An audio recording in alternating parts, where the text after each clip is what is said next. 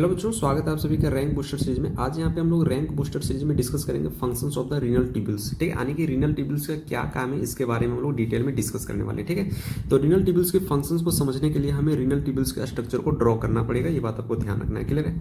अब अगर मैं रीनल ट्यूबल्स के बारे में बात करता हूँ तो रीनल ट्यूबल्स के 4 पार्ट होता है। ठीक है, पहला बॉमेंस कैप्सूल, दूसरा पीसीटी, तीसरा हैनलेज लूप, चौथा डीसीटी, और डीसीटी आगे जाके ओपन होता है कलेक्टिंग डक्ट में। ठीक है, ये हमारे पास कलेक्टिंग डक्ट है। क्लियर है। अब अगर मैं हैनलेज लूप के बारे में बात करता हूँ तो हैनलेज लूप का जो पार्ट नीचे की तरफ आता है उसे हम लोग descending limb of Henle's loop कहते हैं, और हैनलेज लूप का जो पार्ट ऊपर की तरफ जाता है उसे हम लोग ascending limb of Henle's loop कहते हैं। ठीक है, अब हम लोग रीनल ट्यूबल्स के फंक्शंस को डिस्कस करना स्टार्ट करेंगे। ठीक है, तो फंक्शंस को डिस्कस करने से पहले हमें 2 पॉइंट ध्यान रखना होगा। पहला, अगर एरो अवे होगा, क्या होगा, अगर एरो अवे होगा तो एरो अवे का मतलब रीअब्जॉर्प्शन होता है, और अगर एरो टुवर्ड्स होगा तो इसका मतलब सिक्रीशन होता है। जैसे यहाँ पे आप समझ सकते हो, देखो ये हमारे पास रीनल ट्यूबल्स है। अभी रीनल ट्यूबल से देखो एरो अवे है तो एरो अवे का मतलब है कि यहाँ पे चीजों का रीअब्जॉर्प्शन हो रहा है, और अगर एरो टुवर्ड्स होगा मतलब रीनल ट्यूबल्स की तरफ होगा तो इसका मतलब है कि यहाँ पे चीजों का क्या हो रहा है, सिक्रीशन हो रहा है। ये बात आपको ध्यान रखना। ठीक है, अब हम लोग रीनल ट्यूबल्स के फंक्शंस को डिटेल में डिस्कस करना स्टार्ट करेंगे। क्लियर है। देखो, सबसे पहले कहानी हम लोग स्टार्ट करेंगे बॉमेंस कैप्सूल से। ठीक है, ये हमारे पास बॉमेंस कैप्सूल है। क्लियर। अब बॉमेंस कैप्सूल्स के बारे में बात करते हैं तो Bowman's capsule double wall cup like का स्ट्रक्चर होता है। ठीक है, मतलब एक कटोरे की तरह का स्ट्रक्चर होता है। इस कटोरे में कौन होता है,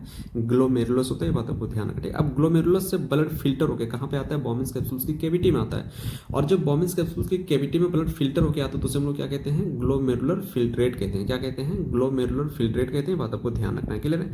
अब ये जो ग्लोमेरुलर फिल्ट्रेट है वो पीसीटी हैनलेज लूप डीसीटी से होता हुआ कहाँ पे जाता है, कलेक्टिंग डक्ट में जाता है। ठीक है, और जब ग्लोमेरुलर फिल्ट्रेट कलेक्टिंग डक्ट में पहुंचते तो इसका नाम क्या हो जाता है, यूरिन हो जाता है। बात आपको ध्यान रखना है। क्लियर है। अब देखो, जब ग्लोमेरुलर फिल्ट्रेट बॉमेन कैप्सूल की कैविटी से फाइनली कलेक्टिंग डक्ट में पहुंचती है तो इस दौरान 99% जो ग्लोमेरुलर फिल्ट्रेट है वो रीअब्जॉर्ब हो जाती है, क्योंकि बहुत ज्यादा ग्लोमेरुलर फिल्ट्रेट बनता है इसलिए इनका रीअब्जॉर्प्शन हो जाता है। बात आपको ध्यान रखना है। क्लियर है। अब क्या क्या चीजें कहाँ कहाँ पे रीअब्जॉर्प्शन होती है इसके बारे में हम लोग बात करेंगे। ठीक है, देखो कैविटी से जब ग्लोमेरुलर फिल्ट्रेट पीसीटी रीजन में जाती है, ठीक है, कहाँ पे जाती है, पीसीटी में जाती है, तो पीसीटी में 3 चीजों का रीअब्जॉर्प्शन होता है। पहला, 100% न्यूट्रिएंट्स का रीअब्जॉर्प्शन होता है, 70 से 80% वाटर का रीअब्जॉर्प्शन होता है, 70 से 80% इलेक्ट्रोलाइट्स का रीअब्जॉर्प्शन होता है। क्लियर है। अब देखो, न्यूट्रिएंट्स का जो यहाँ पे रीअब्जॉर्प्शन होता है वो एक्टिव प्रोसेस से होता है, और वाटर का जो रीअब्जॉर्प्शन होता है वो सिंपल डिफ्यूजन से होता है जिसे हम लोग ऑस्मोसिस कहते हैं, और इलेक्ट्रोलाइट का जो रीअब्जॉर्प्शन होता है वो एक्टिव प्रोसेस होता है। ठीक है, इलेक्ट्रोलाइट्स के अंदर सोडियम आयन और बाइकार्बोनेट आयन आ जाएंगे। ये बात आपको ध्यान रखना है। क्लियर है। अब देखो, अब पीसीटी से जो ग्लोमेरुलर फिल्ट्रेट है वो कहाँ पे जाएगा, descending limb of Henle's loop में जाएगा। ठीक है, जब descending limb of Henle's loop में जाएगा तो descending limb of Henle's loop की खास बात यह है कि जो descending limb of Henle's loop होती है वो permeable to water but impermeable to electrolyte, यानी कि ये वाटर के लिए परमेबल होता है बट इलेक्ट्रोलाइट के लिए इम्परमेबल होता है। इसका कहने का मतलब ये है कि descending limb of Henle's loop में वाटर का रीअब्जॉर्प्शन होगा बट इलेक्ट्रोलाइट का रीअब्जॉर्प्शन नहीं होगा। ठीक है, तो जब ग्लोमेरुलर फिल्ट्रेट पीसीटी से जब descending limb of Henle's loop में आएगी तो यहाँ पे क्या हो जाएगा, वाटर का रीअब्जॉर्प्शन हो जाएगा। ठीक है, और जब वाटर रीअब्जॉर्ब हो जाएगी फिल्ट्रेट से तो फिल्ट्रेट कैसा हो जाएगा, कंसंट्रेटेड हो जाएगा। ये बात आपको ध्यान रखना है। क्लियर है।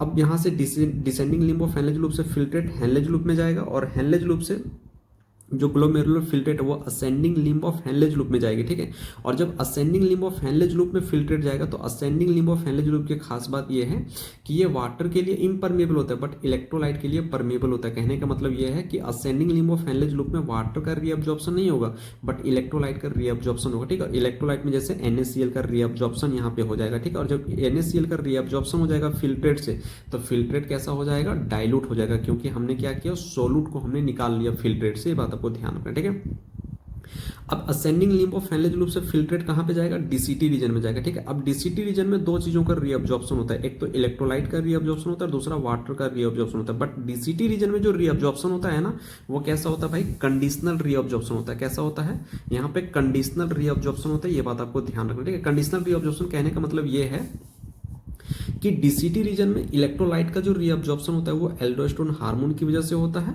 और वाटर का रीअब्जॉर्प्शन एडीएच हार्मोन की वजह से होता है। यानी कि ये अगर ये हार्मोन यहाँ पे होंगे तो इलेक्ट्रोलाइट और वाटर का रीअब्जॉर्प्शन होगा, और अगर हार्मोन्स नहीं होगा तो इलेक्ट्रोलाइट और वाटर का रीअब्जॉर्प्शन नहीं होगा। इसलिए बोलते हैं कि डीसीटी रीजन में जो रीअब्जॉर्प्शन होती है वो कंडीशनल रीअब्जॉर्प्शन होती है। बात आपको ध्यान रखना है। क्लियर है। अब डीसीटी से जो फिल्ट्रेट वो कहाँ पे जाएगी, कलेक्टिंग डक्ट में जाएगी, और कलेक्टिंग डक्ट में जब जाएगा फिल्ट्रेट तो इसका नाम क्या हो जाएगा, यूरिन हो जाएगा। ये बात बात आपको ध्यान रखना है। क्लियर है।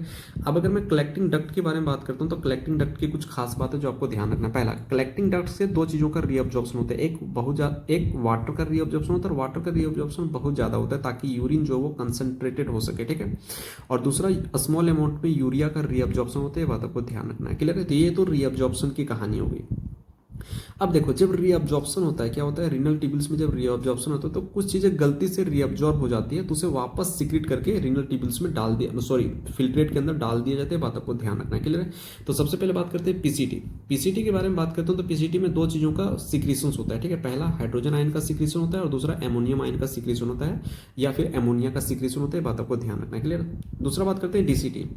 डीसीटी के बारे में बात करता हूँ तो डीसीटी में तीन चीजों का सिक्रीशन होता है, हाइड्रोजन आयन का सिक्रीशन होता है, पोटेशियम आयन का सिक्रीशन होता है, एमोनियम आयन का सिक्रीशन होता है, या एमोनिया का सिक्रीशन होता है। बात आपको ध्यान रखना है। क्लियर है। अब बात करते हैं कलेक्टिंग डक्ट। कलेक्टिंग डक्ट के बारे में बात करते हैं तो कलेक्टिंग डक्ट में दो चीजों का सिक्रीशन होता है, एक तो हाइड्रोजन आयन का सिक्रीशन होता है, दूसरा पोटेशियम आयन का सिक्रीशन होता है। बात आपको ध्यान रखना है। क्लियर है।